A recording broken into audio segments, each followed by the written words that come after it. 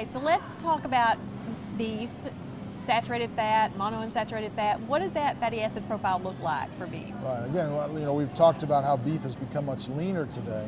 And if we look at the fatty acid profile, first of all, there's very little fat in beef. We're talking about 4 to 6, maybe 7, 8 grams of fat. More likely, if you get the leaner product, you might get 2 or 3 grams of fat.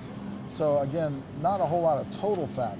When you look at the fatty acid profile, again, it surprises a lot of people that actually beef is one of the best sources of monounsaturated fats.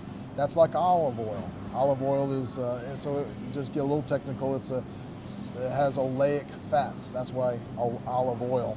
And that oleic fat is 18 carbon, 1 double bond. That's what makes it a monounsaturated fat.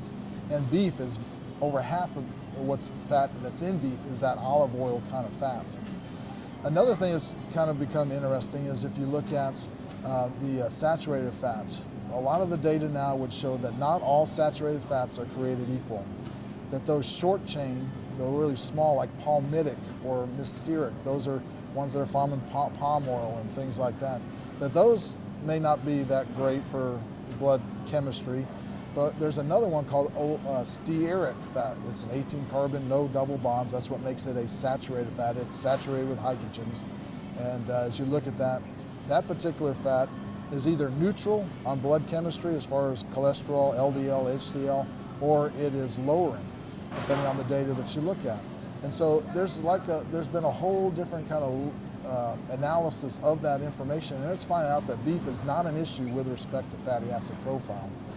If you look at different types of food products and make a comparison, what we have here is olive oil compared to salmon, compared to white tuna, compared to skinless chicken thigh, skinless chicken breast, okay, beef tenderloin, and beef top round. And you'll notice that if we compare, just kind of look between the chicken breast and the chicken thigh. When we compare the two beef products there, they both fit very comparatively with those two products. Many people say, well, I'm just going to eat chicken. Well, if you're eating the thigh, it's not as healthy as the chicken breast from a fat content standpoint. And the beef is very comparable with respect to total fats as well as saturated fats when you compare it between those two. When we look at the 1 tablespoon of olive oil, you can see it provides a lot of fats in that 1 tablespoon. We're talking about 3 ounces of everything else. So when you put it on an equal basis, you'll look and you'll say, well, fat content is not that high. The salmon is an interesting thing because you notice it does have more polyunsaturated fats.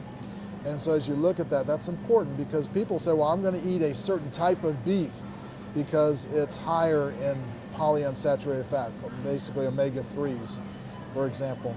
And if you really want to do that, you should be eating salmon if that's important to you, because that by far is going to give you a much greater increase as far as the amount of polyunsaturated fats as well as specifically omega-3s that you might consume.